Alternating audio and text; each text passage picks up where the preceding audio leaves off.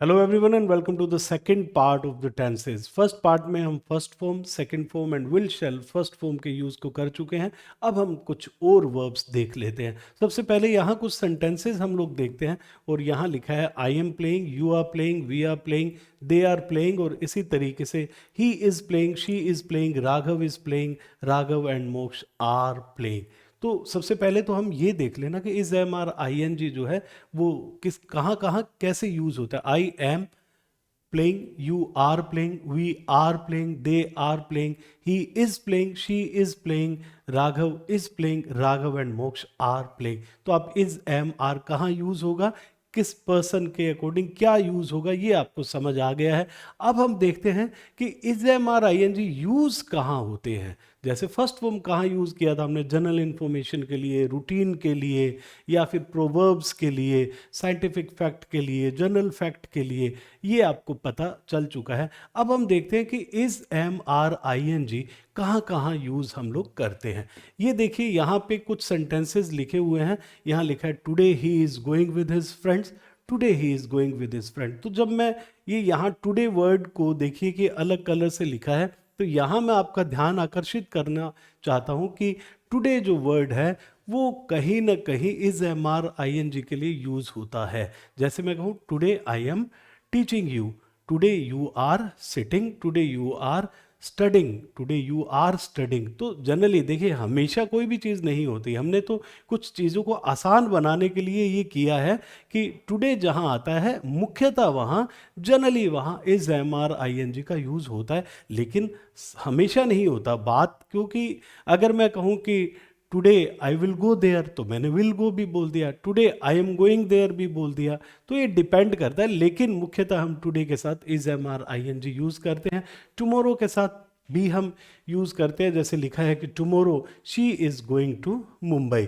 और इसी तरीके से एट दिस मोमेंट, ये तो यहाँ तो is am are I N G ही यूज़ होता है। At this moment we are studying, at this moment I am teaching you, at this moment you are learning something new. और इसी तरीके से एट दिस टाइम भी हो सकता है, एट दिस मोमेंट भी हो सकता है, एट प्रेजेंट टाइम भी हो सकता है, नाउ अ डेज हो सकता है। जैसे now a days I am reading a novel, now a days I am reading a novel, तो मतलब आजकल मैं एक नोवेल पढ़ रहा हूँ। यू आर डूइंग समथिंग, कोई ऐसा प्रोसेस है जो कंटिन्यूअस है। कंटिन्यूअस का मतलब क्या हुआ कि एक तो देखिए कोई भी काम आप शुरू करते हैं, मान ली 7 बजे आप कोई काम को शुरू करते हैं, 9 बजे आप किसी काम को ख़त्म करते हैं, तो इसके शुरू और बीच की जो स्थिति होती है वो क्या होता है, वो कंटिन्यूअस होता है। तो nowadays I am reading a novel. And ये देखिए you are still not behaving well, तो हमने स्टिल के साथ भी क्या किया, is am are I N G use किया, you are not still behaving well. और इसी तरीके से ये देखिए यहाँ पे प्लीज डू नॉट स्पीक, ये एक क्लोज आपका इम्पेरेटिव है। इम्पेरेटिव मतलब जैसे हम कहें कि फर्स्ट फॉर्म से स्टार्ट हो, प्लीज से स्टार्ट हो, डू नॉट से स्टार्ट हो, वो इम्पेरेटिव क्लोज होता है। तो जनरली पहला क्लोज अगर इम्पेरेटिव होता है तो दूसरा clause is am are I N G में होता है। जैसे मैं कह रहा हूं please do not speak, please do not speak, मैं कहूंगा I am studying. Please do not speak, the baby is sleeping, please do not speak, the baby is sleeping. तो यहाँ पे पहला क्लोज जो है वो आपका अगर इंपेरेटिव होता है, इंपेरेटिव मतलब फर्स्ट फॉर्म प्लीज, प्लीज या प्लीज डू नॉट भी हो सकता है, डू नॉट हो, डू नॉट से भी स्टार्ट हो सकता है। मैं डायरेक्ट यहाँ पे डू नॉट लिख सकता हूँ, do not speak, the baby is sleeping, please do not speak, the baby is sleeping. ठीक है। और मैं इसी तरीके से कहूँ look he is running very fast, तो ये लुक बोल के मैं रुक गया, तो यहाँ पे ये अपने आप में क्लोज हो गया, look he is running very fast. तो फर्स्ट फॉर्म या प्लीज या डू नॉट या काइंडली से कोई भी अगर मैं स्टार्ट करता हूँ किसी क्लोज को, तो वो क्या होता है, एक तरीके से इम्पेरेटिव सेंटेंस होता है। तो इम्पेरेटिव सेंटेंस में हम अगर आपका एक इम्पेरेटिव है और उसके बाद आप कुछ लिखते हैं, तब आप इस am are I N G में जनरली लिखते हैं। तो देखिए ये कुछ वर्ड्स हैं, today, tomorrow, at this moment, at this time, या nowadays and still. और ये यहाँ पे आपने देखा कि अगर कोई इम्पेरेटिव क्लोज से स्टार्ट हो रहा है तब आप is am are I N G लिखते हैं दूसरे क्लोज में। तो ये कुछ वर्ड्स हैं। मैं फिर से बताऊं, मुख्यतः आपसे is am are I N G से क्वेश्चंस बहुत कम पूछे जाते हैं, फिर भी आपको ये ध्यान होना चाहिए। अब हम इसी तरीके से वोज वर आईएनजी देख लेते हैं। इज एम आर आईएनजी मतलब कोई भी वर्क जो है वो क्या है, अगर कंटिन्यूअस है उसके लिए हम यूज करते हैं। अगर पास्ट में कोई भी वर्क कंटिन्यूअस होगा तब हम क्या यूज करेंगे, वोज वर आईएनजी यूज करेंगे। ये देख लीजिए पहले तो लिखा कैसे हुआ है, I was playing, you were, you के साथ हम वर यूज करते हैं, we were, he was, she was, Raghav was, Raghav and Moksh were. तो आपने देखा कि ये वोज कहाँ यूज हो रहा है, वर कहाँ यूज हो रहा है। पहले तो ये देख लीजिए, आई वोज है, यू वर, फिर आपने देखा we were, he was, she was, Raghav was, Raghav and Moksh were. मतलब अगर प्लूरल होगा तब आप वर का यूज करेंगे, और यू के साथ वर है, I was, we were, he was, she was, Raghav was and Raghav and Moksh were. अब हम देखते हैं कि किस तरीके से वोज वर आईएनजी यूज होता है। आपने लिखा है today at 10 AM, today at 10 AM he was watching TV, today at 10 AM he was watching TV. मान लीजिए कि ये बात आप शाम के 7 बजे कर रहे हैं, तब आप क्या कहेंगे, today at 7, today at 10 AM, today at 10 AM he was watching TV. तो आप कुछ बता रहे हैं कि उस समय वो टीवी देख रहा था, तो कुछ हो रहा था उस समय, कुछ हो रहा था, समथिंग वॉज हैपनिंग, कुछ वर्क था जो क्या था, वो कंटिन्यूअस था। तो हमने लिखा today at 10 AM he was watching TV, yesterday at 10 AM he was reading a novel. तो यहाँ भी क्या कह रहे हो, yesterday at 10 AM he was watching TV, when he came here I was reading a novel. अब ये देखिए, ये सेंटेंस आपसे ज़्यादातर पूछा जाता है इस तरीके का, when he came here I was reading a novel. तो आप ध्यान रखें कि कहीं भी अगर आपको वेन प्लस सेकेंड फॉर्म मिलता है तो आपका जो दूसरा क्लोज होता है वो जनरली आपका वोज वर आईएनजी में होता है। ये जनरली वर्ड मैं बार बार यूज कर रहा हूँ, हमेशा ऐसा कुछ भी नहीं होता है, कब चेंज होगा वो भी मैं आपको बताऊंगा एक बार। लेकिन यहाँ ये एक बार देख लीजिए, जनरली ऐसा होता है, जैसे when the door bell rang I was eating food, I was having food. तो व्हेन द डोरबेल रैंग, तो ये व्हेन प्लस सेकंड फॉर्म है। When he came I was sleeping, when he came I was reading a novel, when he came I was watching TV. तो क्या हुआ, when plus second form जो है, तो दूसरा क्लोज जो आपका आता है मुख्यतः जनरली वो क्या होता है, वोज वर आईएनजी का होता है। तो आपने देखा टुडे है, एट दिस टाइम है, एट प्रेजेंट टाइम है, एट दिस मोमेंट है, स्टिल है, नाउ है, नाउ अ डेज है, उनके साथ आपने क्या यूज़ किया, is am are ING use किया। और इसी तरीके से अगर पास्ट की कोई बात करते हो और कोई वर्क चल रहा है तो उसके लिए आप वोज वर आईएनजी यूज़ कर लेते हैं। और ये स्ट्रक्चर बहुत ध्यान से देखना आप, व्हेन प्लस सेकंड फॉर्म है तो दूसरा क्लोज वोज वर आईएनजी से रिलेटेड होता है। अब ये देख लेते हैं, ये यहाँ पे शैल बी प्लेइंग है और यहाँ पे विल बी टेकिंग है।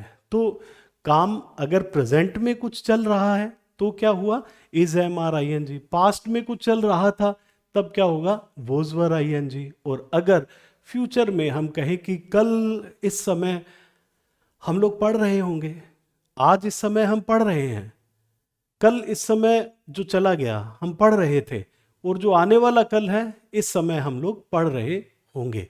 तो हम बता रहे कि कोई भी काम जो है वो चल रहा होगा इन फ्यूचर, तब हम क्या यूज करते हैं, will be shall be ING का यूज करते हैं। जैसे tomorrow at this time, tomorrow at this time I shall be playing, tomorrow at this time I shall be playing. और अगर मैं कहता हूं next month at 5 o'clock he will be taking the exam, हम कहते हैं ना कि इस समय तो तुम एग्जाम दे रहे होगे अगले महीने, तो हम बोलते हैं इस समय तो तुम एग्जाम दे रहे होंगे, तो आप क्या बोलेंगे कि next month eight this time you will be taking the exam, you will be taking the exam. तो ये आपको ध्यान रखना है कि कोई भी काम जो है वो कंटिन्यूअस अगर कहाँ होगा, वो फ्यूचर में होगा, चल रहा होगा, तो आप will be shall be ING का यूज करेंगे। तो सबसे पहले हमने इज एम आर आईएनजी की बात की, फिर हमने वोज वर आईएनजी की बात की, अब हमने बात की है shall be will be ING की। अब हम देखते हैं ये हैज हैव थर्ड फॉर्म का यूज। तो आपने देखा हमने सबसे पहले जो पार्ट 1 में किया था उसमें first form, second form, will shall first form को पढ़ा था। उसके बाद हमने क्या पढ़ लिया, is am are I N G, was were I N G, और was were I N G के बाद shall be will be I N G. अगर मैं एक बार पीछे वापस चलूँ तो यहाँ आपको बता दूँ कि जब हमने is am are I N G की बात की थी तो वो जो स्ट्रक्चर था या वो टेंस जो था वो क्या था, प्रेजेंट कंटिन्यूअस था। अगर was were I N G की बात करता हूँ तो वोज वर आई एन जी वाला जो आपका सेंटेंस है या टेंस है वो कौन सा है, पास्ट कंटिन्यूअस है। Will be shall be I N G जो है वो क्या है, फ्यूचर कंटिन्यूअस है। आपको टेंसेस के नाम भी याद हो रहे होंगे, लास्ट में मैं आपको सभी नाम जो है एक बार फिर से बता दूंगा। अब यहां देखते हैं, ये have played, have played, have played, has played, has played, has played, have played, तो हम हैव प्लेड की बात कर रहे हैं। ये क्या है, कंप्लीशन के लिए यूज करते हैं हम लोग। कोई भी काम जो है वो कंप्लीट करते हैं, कंप्लीट हो चुका है उसके लिए हम यूज करते हैं हैज हैव थर्ड फॉर्म का। जैसे मैं कहूँ कि हम लोग 6 टाइप्स ऑफ सेंटेंसेस कर चुके हैं, तो मैं क्या बोलूँगा, we have completed 6 structures, we have completed 6 structures. और अब हम क्या कर रहे हैं, now we are doing the 7th structure. देखो, we are doing the 7th structure now we are doing the 7th structure and we have completed 6 structures, now we are doing the 7th structure. तो बहुत आसान सा है, कोई ऐसी बात नहीं है, कंप्लीशन के लिए हम लोग यूज करते हैं। अब ये देखिए यहां पे आपको ये वर्ड्स दिखाई दे रहे हैं, he has already completed it, I have just taken food, he hasn't done it yet। ये जो वर्ड्स आपको ऑलरेडी है, जस्ट है, यट है, ये आपको जहां दिखाई देते हैं तो समझना, पहले जो आपका ध्यान जाना चाहिए वो हैज़ हैव थर्ड फॉर्म की तरफ जाना चाहिए। जैसे यहाँ लिखा है he has already completed it, I have just taken food. देखिए ये हैव है और ये टेकन है, इनके बीच में यहाँ जस्ट है, ये हैज़ है और यहाँ कंप्लीटेड है, इनके बीच में ऑलरेडी है, ये यहाँ पे यट है। और जनरली यट के लिए हम नेगेटिव सेंटेंस यूज करते हैं, he hasn't done it yet, अभी तक उसने ये पूरा नहीं किया है। तो he hasn't done it yet, he hasn't completed it yet, he hasn't taken food yet. तो हम क्या बोल रहे हैं, हैज़ हैव थर्ड फॉर्म का यूज कर रहे हैं। He has already completed it, I have already had food, I have already taken food. और इसी तरीके से I have just taken food, he has just gonna out, he has just gonna out. और इसी तरीके से हम देखें कि ये जो वर्ड्स आपको दिखाई दिए ऑलरेडी आप पढ़ चुके हैं, और इसी तरीके से जस्ट का भी आपने देख लिया है और यहाँ यट को भी आपने देख लिया है। अब मैं जो यट है, यट को मैं टिल नाउ भी कह सकता हूँ, सो फार भी कह सकता हूँ। यट का मतलब क्या है, अभी तक, तो अभी तक को मैं टिल नाउ भी लिख सकता हूँ, सो फार भी लिख सकता हूँ। इसका मतलब जहां टिल नाउ या सो फार दिखाई देता है वहां पे भी क्या है, हैज हैव थर्ड फॉर्म आएंगे। जैसे मैं कहूँ कि he hasn't scored a single run so far, मतलब अभी तक उसने कोई भी रन नहीं बनाया है। He hasn't scored a single run so far, तो यहाँ पे सो फार के लिए भी हमने हैज हैव थर्ड फॉर्म का यूज किया। या till now I haven't completed my work till now, I haven't completed my work yet, I haven't completed my work so far। तो ये सभी आप यूज यहाँ कर सकते हैं। अब ये नेवर है, ठीक है, यहाँ ये ऑफन तो गलती से लग गया यहाँ पे, तो ये जो नेवर है, ये नेवर को हम लोग देख लेते हैं। नेवर आपको पता है कि मैंने पहले फर्स्ट फॉर्म के लिए भी यूज किया था। जैसे मैं कहूँ कि आई नेवर गो देयर, ठीक है, and he never told me about this, second form भी यूज की थी। तो यहां वहां क्या था, नेवर फ्रीक्वेंसी बता रहा था कि मैं ऐसा कभी नहीं करता हूं या उसने मुझे कभी नहीं बताया, तो ये फ्रीक्वेंसी की बात हो रही है। जब नेवर, जो नेवर वर्ड है आपका, वो जब एक्सपीरियंस की बात करता है, जैसे आप बोलते हैं बहुत बार कि मैंने ऐसी बिल्डिंग कभी नहीं देखी है, मतलब मैंने ऐसा एक्सपीरियंस तो लिया ही नहीं है। I have never seen such a beautiful building, तो आपने क्या यूज किया, has have third form. I have never seen such a beautiful building, I have never seen such a beautiful car, तो आई हैव नेवर सीन। तो आप जब experience बताते हैं तब आप क्या यूज करते हैं, has have third form use करते हैं नेवर के साथ भी। अब एक और बात हम लोग कर लेते हैं, वो है आपका जो पूछा जाता है क्वेश्चन, वो है gone to and then been to.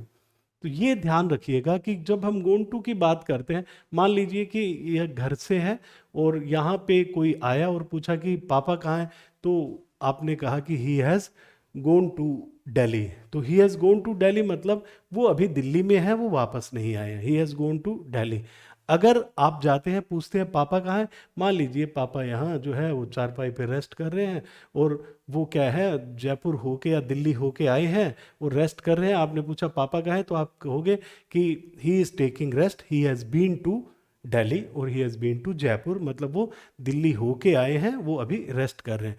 तो गोन टू मतलब अभी वही है, बीन टू मतलब ही हैज़ कम बैक। तो आपसे कई बार क्वेश्चन पूछ लेते हैं, जैसे आपसे पूछते हैं कि have you been to Delhi. Have you been to Delhi का मतलब क्या हुआ कि कभी आप दिल्ली होके आए हैं। तो दिल्ली गए हैं नहीं पूछेंगे, दिल्ली होके आए हैं। Have you been to Switzerland, तो कभी स्विट्जरलैंड होके आए हैं। तो हैव यू बीन टू हम लोग इस तरीके से क्वेश्चन करते हैं। हैव यू गॉन टू नहीं पूछते, हैव यू बीन टू पूछते हैं, और ऐसा क्वेश्चन पूछ भी लिया जाता है, ये आप ध्यान रखिएगा। फिर हम चलते हैं ये हैड प्लस थर्ड फॉर्म की तरफ। ये हैड प्लस थर्ड फॉर्म है, आप देख सकते हैं कि यहाँ हैड प्लस थर्ड फॉर्म है। तो हैड प्लस थर्ड, अभी हमने has have third form use किया, वो प्रेजेंट में किसी कंप्लीशन को बताता है और उसका इफेक्ट कहीं प्रेजेंट में होता है। और ये हैड जो थर्ड फॉर्म है, ये क्या है, ये पास्ट में कोई भी चीज़ जो पूरी होती है उसके लिए होता है, वो कंप्लीशन को बताता है। अब आप ये टाइप देख लीजिए, ये यहाँ बिफोर लिखा है और बिफोर से पहले हैड प्लस थर्ड फॉर्म है और यहाँ पे क्या है, सेकंड फॉर्म है। तो जब कभी भी दो एक्शंस होते हैं, जो एक्शन पहले होता है उसके लिए हम हैड प्लस थर्ड फॉर्म करते हैं क्योंकि ये ज़्यादा पास्ट है, और जो बाद में होता है उसके लिए हम सेकंड फॉर्म का यूज़ करते हैं। और सेंटेंस को लिखने का तरीका देखो, ये है एक तो कि the show had started before we reached. The show had started before we reached, कि हमारे पहुंचने से पहले शो स्टार्ट हो चुका था। तो पहले क्या हुआ, पहले शो स्टार्ट हुआ, तब हमने ये शो के साथ यहाँ हैड स्टार्टेड लिख दिया। The show had started before we reached. तो ये एक तरीका है कि आप यहाँ बिफोर लिखेंगे, पहले हैड प्लस थर्ड फॉर्म होगा और यहाँ सेकंड फॉर्म होगा। मान लीजिए आपको बिफोर दे रखा है, यहाँ सेकंड फॉर्म गिवन है, तो यहाँ हैड प्लस थर्ड फॉर्म लगा दीजिए। या आपको बिफोर के पहले had plus third form given है, तो यहाँ सेकंड फॉर्म लगा दीजिए। एक तो ये तरीका। दूसरा जो है इसी बात को कहने का तरीका ये हो सकता है कि I washed the dishes after she had gone. तो I washed the dishes after she had gone, तो पहले क्या हुआ, पहले जो है वो शी हैड गोन, पहले वो गई, then I washed the dishes. तो इसको लिखने का तरीका है कि अगर आफ्टर हो तो आफ्टर के बाद में हैड प्लस थर्ड आता है, बिफोर हो तो बिफोर से पहले हैड प्लस थर्ड फॉर्म आता है, तो ये सिचुएशन उल्टी हो जाती है। लेकिन ये बात ध्यान रखना कि जो had plus third form written है वो एक्शन क्या होता है, पहले होता है। लिखने का तरीका अलग हो सकता है, वो बिल्कुल आप इसको समझ लीजिए। यहाँ बिफोर है और बिफोर से पहले had plus third form and बाद में सेकंड फॉर्म। अगर यहाँ आफ्टर गिवन है तो बिल्कुल सिंपल है, यहाँ आफ्टर के बाद हैड प्लस थर्ड फॉर्म, यहाँ सेकंड फॉर्म। ये एक लिखने का तरीका है। दो एक्शंस गिवन होंगे और अगर आपको had plus third form given है तो सेकंड फॉर्म लगा दीजिए, सेकंड फॉर्म गिवन है तो हैड प्लस थर्ड फॉर्म इधर लगा दीजिए। ये एक तरीका है लिखने का। अब देखिए ये लिखा है जस्ट बिफोर। जब जस्ट बिफोर होता है तो उसका मतलब जो होता है वो क्या होता है, वो दोनों एक्शंस लगभग एक साथ स्टार्ट हुए। जैसे मैं कहूं the show started just before we reached, the show started just before we reached, कि पहुंचे और शो स्टार्ट हुआ, लगभग क्या है, एक्शन बराबर से हुए। तो जस्ट बिफोर में हम क्या करते हैं, दोनों तरफ सेकंड फॉर्म का यूज करते हैं। The show started just before we reached, ये रीच्ड है और ये क्या है, यहाँ स्टार्टेड है। तो आपको तीन बातें पता चली, बिफोर से पहले had plus third form and then second form, after से बाद में हैड प्लस थर्ड फॉर्म, पहले second form and then just before में दोनों तरफ आप क्या करेंगे, सेकंड फॉर्म का यूज करेंगे। अब जो है एक और बात होती है, बिफोर और लॉन्ग बिफोर एक ही बात है। अगर यहां लॉन्ग बिफोर भी लिख दिया जाए तो भी सेम है कि had plus third form and then second form, just before में दोनों तरफ क्या होगा, सेकंड फॉर्म हम यूज करेंगे। अब जो ये लास्ट सेंटेंस है ये देख लेते हैं, when he came I had already slept. मैंने आपको व्हेन ही केम जब बताया था, ये भी बताया था कि when he came I was sleeping, जब वो आया मैं सो रहा था। When he came I was cooking, when he came I was cooking. अब मैं ऐसे भी तो कह सकता हूं कि when he came I had cooked, जब वो आया तो मैं खाना अपना बना चुका था, आई हैड कुक्ड। तो दोनों ही बातें हो सकती है, वो ऑप्शन पे डिपेंड करता है। तो व्हेन प्लस सेकंड फॉर्म का दूसरा क्लोज वॉज वर आईएनजी भी हो सकता है, व्हेन प्लस सेकंड फॉर्म का दूसरा close had plus third form भी हो सकता है। यहां तो इसलिए पता चल रहा है कि ऑलरेडी गिवन है, तो ऑलरेडी गिवन है तो हैज हैव थर्ड के साथ ऑलरेडी लगता है, लेकिन यहां तो हम पास्ट की बात कर रहे हैं, इसलिए वो हैज हैव थर्ड फॉर्म नहीं लगा के हम हैड प्लस थर्ड फॉर्म का यूज यहां करेंगे। तो व्हेन प्लस सेकंड फॉर्म के बाद वोज वर आईएनजी भी हो सकता है, व्हेन प्लस सेकंड फॉर्म के साथ हैड प्लस थर्ड फॉर्म भी हो सकता है। वो डिपेंड करता है कि अगर काम कोई भी चल रहा है तो आप क्या लिखेंगे, वोज वर आईएनजी। अगर काम कंप्लीट हो चुका है तो हैड प्लस थर्ड फॉर्म आप लिख देंगे। अब ये जो है हमने हैज हैव थर्ड फॉर्म किया, has have third form, then हमने हैड थर्ड फॉर्म किया, और अब हम क्या कर रहे हैं, shall have will have third form कर रहे हैं। अगर आपको कहीं भी बाय प्लस टाइम मिलता है फ्यूचर में, बाय प्लस टाइम फ्यूचर में, तो हम generally shall have will have third form का यूज करते हैं। जैसे लिखा है I shall have completed my work by 5 o'clock। देखिए I shall have completed my work by 5 o'clock, tomorrow भी लिखा हुआ हो सकता है कि 5 बजे तक मैं अपना वर्क कंप्लीट कर चुका होऊंगा। हम इसी तरीके से तो बोलते हैं by 5 o'clock I shall have completed my work, तो 5 बजे तक मैं अपना काम कंप्लीट कर चुका होऊंगा। I shall have completed my work by 5 o'clock, tomorrow भी लिखा हुआ हो सकता है। He will have posted it by 11 o'clock tomorrow, कि कल 11 बजे तक वो इसे पोस्ट कर चुका होगा, कल 11 बजे तक वो इसे पोस्ट कर चुका होगा। ही will have posted it by 11 o'clock tomorrow. तो बाय प्लस टाइम अगर कहीं फ्यूचर का है, फ्यूचर का ना भी दे रखा हो, तो जनरली हम will have shall have third form का यूज करते हैं। तो ये आपने will have shall have third form का, तो हम अलग सीक्वेंस में चीजें कर रहे हैं कि हमने सबसे पहले तो first form second form will shall first form किया, फिर हमने is am are I N G किया, was were I N G, then shall be will be I N G किया, और उसके बाद अब हमने क्या किया, has have third form, had plus third form, and then shall have will have plus third form. ये जो है वो क्या होगा, ये अगर हैज हैव थर्ड फॉर्म है तो वो प्रेजेंट परफेक्ट है। परफेक्ट का मतलब जो टेंस में होता है वो कंप्लीट से होता है, परफेक्ट मतलब कंप्लीट, तो ये कंप्लीशन से मतलब है present perfect. Had plus third form क्या हो जाएगा, पास्ट परफेक्ट, और शैल have will have third form क्या हो जाएगा, फ्यूचर परफेक्ट हो जाएगा। बिल्कुल इजी है। अब हम आगे बढ़ते हैं, और ये अब हमारा जो रहेगा वो लास्ट के 3 सेंटेंसेस रहेंगे, जिससे आपके टेंसेस जो है वो कंप्लीट हो जाएंगे। यहाँ देखो I have been working here since 2005, ये सिंस प्लस टाइम है, यहाँ 4 प्लस टाइम है। I have been working here since 2005, he has been singing for 2 hours, since plus time 4 plus time, तो हमने क्या लगाया, has been, have been. When he arrived, he had been working 4 plus time, had been है, and then 4 plus time या since plus time shall have been doing है। तो जब कभी भी आपको यहाँ कभी भी आपको ये दिखाई पड़ता है since 4 plus time, या all भी हो सकता है, since for all plus time ये दिखाई दे, तो हमें has been ing यूज करना होगा, या had been ing यूज करेंगे, या हम shall have been या will have been, यहाँ will भी हो सकता है, shall भी हो सकता है, shall have been will have been ing use करेंगे। अगर since for all plus समय कहीं दे रखा हो तब हम has been have been ing, अगर प्रेजेंट में होगा। तो देखिए पहले तो हम ये समझ लेते हैं कि इस सेंटेंस को मैं एक बार बताता हूँ, I have been working here since 2005।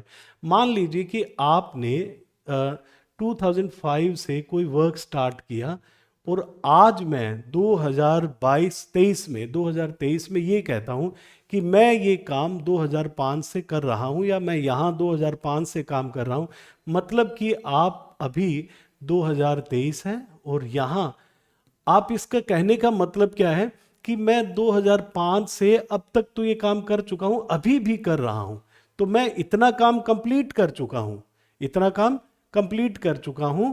और ये तो क्या हो गया, कंप्लीट का मतलब परफेक्ट, और अभी चल रहा है वो क्या हो गया, वो कंटिन्यूअस है। तो इसलिए हम इस टेंस को नाम क्या देते हैं, परफेक्ट कंटिन्यूअस।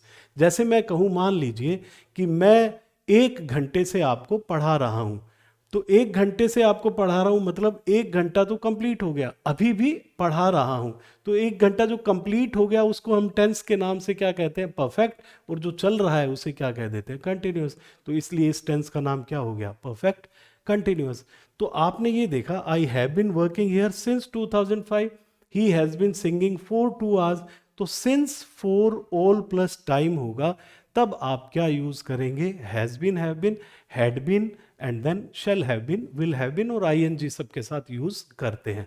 अब प्रेजेंट में होगा तब हैज बीन, हैव बीन हो जाएगा, पास्ट में होगा तो हैड बीन हो जाएगा, फ्यूचर में होगा तो will have been, shall have been हो जाएगा। वो कैसे होगा ये देख लेते हैं। देखिए, आपको मान लीजिए, मैं एक बार पीछे यहीं ले चलता हूँ, यहाँ पे तो आपको कुछ पता ही नहीं चल रहा है कि प्रेजेंट है, पास्ट है, फ्यूचर है। तो आपको यहाँ जो ऑप्शन मिलता है ना, जनरली वो ऐसे मिलता है, I dash here since 2005, am working मिलेगा, या हैज़ बीन वर्किंग मिलेगा, या हैव बीन वर्किंग मिलेगा। तो आपको पता है कि I have been working here since 2005। Is working नहीं लिखना है, ये ध्यान रखना। और दूसरे सेंटेंस में भी कहीं पता नहीं चल रहा कि प्रेजेंट है या पास्ट है, तब आपको पता है कि यहाँ सिंपल प्रेजेंट यूज कर लेंगे, ही हैज़ बीन सिंगिंग, क्योंकि 4 प्लस टाइम गिवन है, इसलिए हमने हैज़ बीन आईएनजी यूज कर लिया। यहाँ देखते हैं, व्हेन ही अराइव्ड, ये क्लोज बता रहा है कि ये बात जो है वो किस में है, पास्ट में है, और ये बात पास्ट में है और साथ में 4 प्लस टाइम भी है। तब हम क्या करेंगे, has been, have been use ना करके हैड बीन आईएनजी यूज कर लेंगे। क्यों, क्योंकि ये बात किस में है, पास्ट में, और साथ में आपको क्या मिला हुआ है, 4 प्लस टाइम मिला हुआ है। तो since for all plus time given हो और आपको ये भी पता चल गया कि पास्ट में है, तो हैड बीन आईएनजी लगा दो। अब देखो, व्हेन माय फादर अराइव्स, मैंने आपको एक सेंटेंस बताया था कि व्हेन के साथ फर्स्ट फॉर्म जब लगती है तो हम generally when my father will arrive जो है वो नहीं लिख के हम कैसे लिखते हैं, व्हेन माय फादर अराइव्स। तो इसका मतलब क्या हुआ, जब मेरे फादर आएंगे। तो यहां मैं बात इसको फर्स्ट फॉर्म में तो लिख रहा हूं, लेकिन ये जो सेंस है वो किस में है, फ्यूचर में है। तो ये बात फ्यूचर में हो गई, और फ्यूचर में है और साथ में क्या दे रखा है, सिंस 4 प्लस टाइम दे रखा है। तो क्या लिखेंगे हम, shall have been, will have been, ING लिख देंगे। तो अगर प्रेजेंट में है तो has been, have been, ING, past में है तो हैड बीन, आईएनजी, फ्यूचर में है तो will have been, shall have been, ING. तो आपको पता कैसे चला, प्रेजेंट का तो चलो कुछ दे ही नहीं रखा होगा मान लीजिए, पास्ट का यहां से आपको पता चल गया, और फ्यूचर का आपको यहां से पता चल गया। व्हेन माय फादर अराइव्स मतलब जब मेरे फादर आएंगे, है ना। तो ये फ्यूचर है और यहाँ 4 प्लस टाइम भी है, तो आप क्या करेंगे, यहाँ ये shall have been, will have been का यूज कर लेंगे। और अब देख लीजिए कि जहां कहीं सिंस 4 प्लस टाइम गिवन हो तो आप, या since for all plus time given हो, तब आप has been ING, had been ING, has been मतलब यहाँ हैव बीन भी हो सकता है ना, हैज बीन, हैव बीन, और यहाँ हैड बीन ये पास्ट में, और ये फ्यूचर में क्या होगा, shall have been, will have been, ING. लेकिन ये आप ध्यान रखें कि since for all plus time होने पे ये तीनों ही चीजें यूज करनी है, कुछ और यूज आपको नहीं करना है। अब देखें, ये नाम हम देख लेते हैं एक बार, I play, played, will play, ये यहाँ फर्स्ट फॉर्म है, ये यहाँ सेकंड फॉर्म है, ये विल शैल फर्स्ट फॉर्म है। तो क्या हो गया, ये सिंपल प्रेजेंट, ये सिंपल पास्ट, और ये क्या हुआ, सिंपल फ्यूचर। और इसी तरीके से ये am playing, is am are playing होगा, वोज वर प्लेइंग होगा, shall be, will be playing होगा। तो ये कंटिन्यूअस है, प्रेजेंट कंटिन्यूअस, पास्ट कंटिन्यूअस, या फिर ये क्या हुआ, फ्यूचर कंटिन्यूअस। इसी तरीके से आप ये देख लीजिए, have played, had played, shall have played. तो ये हैज़ हैव प्लेड तो ये परफेक्ट होता है, ये प्रेजेंट परफेक्ट हो गया, ये क्या हुआ, पास्ट परफेक्ट हो गया, और ये क्या है, फ्यूचर परफेक्ट हो गया। और इसी तरीके से ये देख लेते हैं, हैव बीन प्लेइंग, ये क्या हुआ, प्रेजेंट परफेक्ट कंटिन्यूअस। ये हैड बीन प्लेइंग क्या हुआ, पास्ट परफेक्ट कंटिन्यूअस। और शेल हैव बीन या विल हैव बीन, है ना, यहाँ विल भी हो सकता है, shall have been, will have been playing, ये क्या हुआ, फ्यूचर परफेक्ट कंटिन्यूअस। ये इनके नाम हो गए। तो हम लोग ज़्यादातर क्या करते हैं, नाम से शुरू करते हैं, फिर नाम के अंदर ही फंसे रहते हैं, जो बेसिक चीज़ होती है वो भूल जाते हैं। तो जितने भी आपने टाइप्स किए हैं वो सफिशिएंट है। और कुछ आप जैसे प्रैक्टिस करेंगे क्वेश्चंस की, तो कुछ प्रॉब्लम्स आएगी तो आपको नई चीज़ें भी सीखने को मिलेगी। आई होप कि आपको टेंसेस का ये पार्ट अच्छे से समझ आ गया होगा। अच्छे से पढ़ें और क्वेश्चन सोल्व करने की कोशिश करें। Thank you very much and have a wonderful day.